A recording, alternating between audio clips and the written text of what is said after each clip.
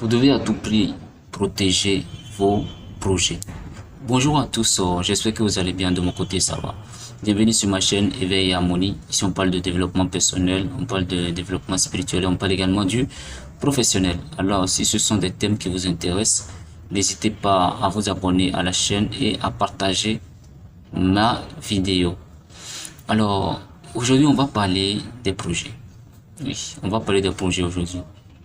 Je sais que beaucoup de gens ont des projets, que ça soit un projet de mariage, que ça soit un projet de business, que ça soit un investissement qui vous tient à cœur, ou beaucoup d'autres choses, d'accord, qui vous tiennent vraiment à cœur. Vous savez, pour la plupart du temps, on se retrouve, d'accord, dans un milieu, ou bien dans des milieux où on est entouré des gens qui ne sont pas forcément non seulement du même avis que nous, mais aussi qui ne souhaiteraient pas forcément voir avancer. Alors, je suppose que vous avez un projet de mariage, d'accord? Et peut-être vous êtes déjà entendu avec votre partenaire que vous devez vous marier en mars, par exemple. C'est un exemple que je donne.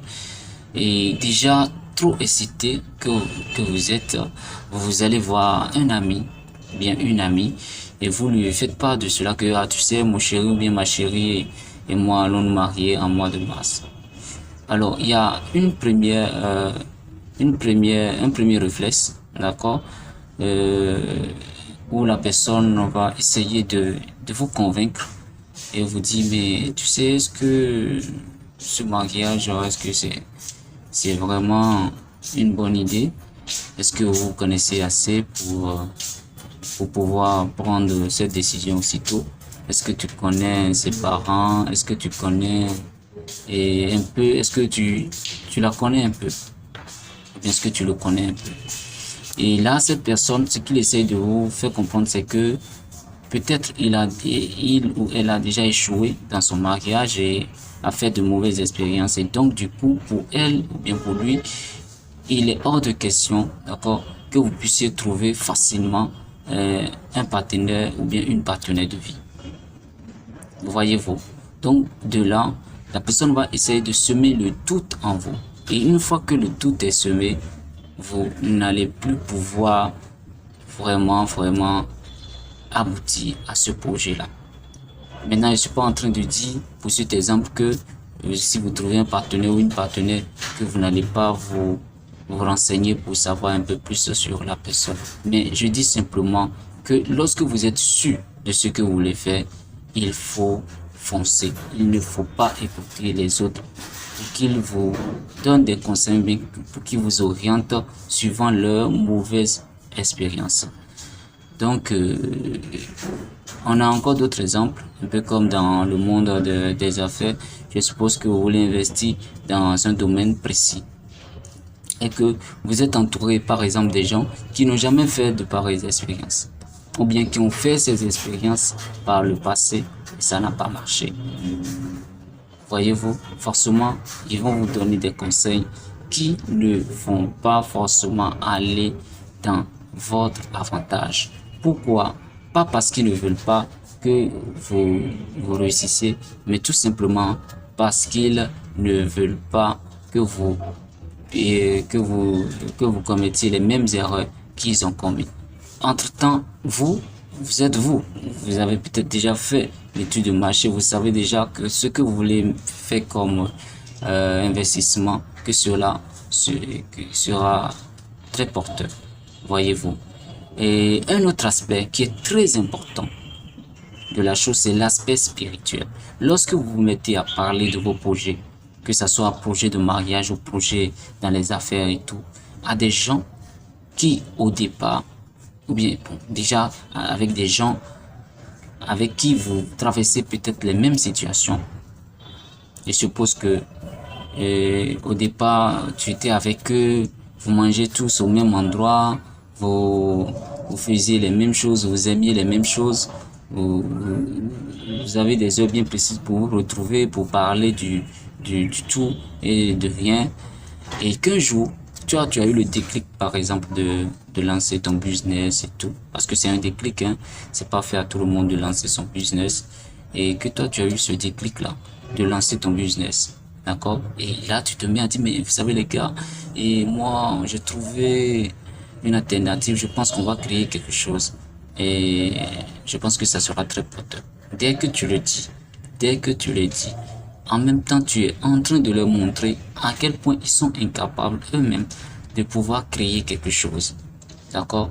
Et que toi, tu essaies, d'accord, de te montrer comme quelqu'un un peu plus supérieur qu'à eux. D'accord?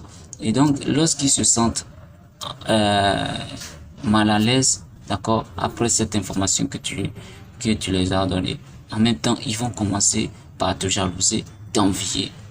D'accord? Il y en a même qui vont cesser de parler avec toi. Mais cesser de parler avec toi, c'est mieux. Mais en même temps, ils vont commencer par te porter de mauvaises énergies. Et tu vas voir, je sais pas si vous l'avez déjà remarqué une fois, vous êtes dans une situation où vous étiez au secondaire, au moment où vous alliez encore à l'école pour ceux qui ont fréquenté, et que et vous étiez ami avec quelqu'un et que d'un jour à l'autre vous avez commencé par avoir de très bonnes notes et que la personne a cessé radicalement par vous parler. Ou bien vous êtes passé en classe supérieure, la personne n'est pas passée et en même temps la personne vous a pris comme son ennemi. Vous voyez, ça peut arriver à tout le monde. C'est pour ça qu'il faut protéger vos projets. Surtout dans le monde des affaires, il faut protéger vos projets. Parce que les gens vont vous porter de mauvaises énergies. Le simple fait que quelqu'un vous jalouse ou que quelqu'un vous envie pour vos projets, cela peut littéralement bloquer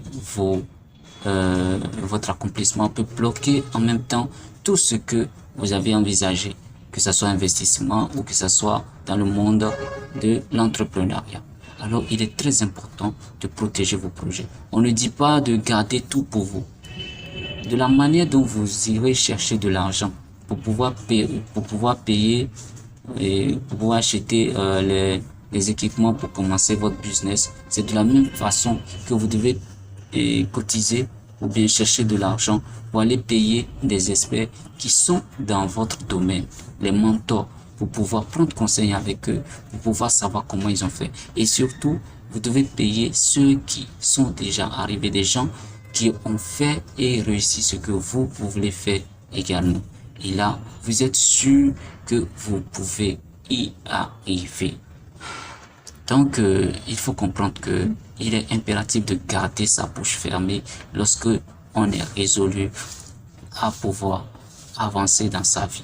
Ce n'est pas tout qu'on partage et c'est pas avec tout le monde. Il faut partager ses projets. Donc, c'est un peu ça. Je pense qu'avec le temps, on aura développé le thème. D'ici là, portez-vous bien et très bonne journée de travail et excellente semaine de travail à tous.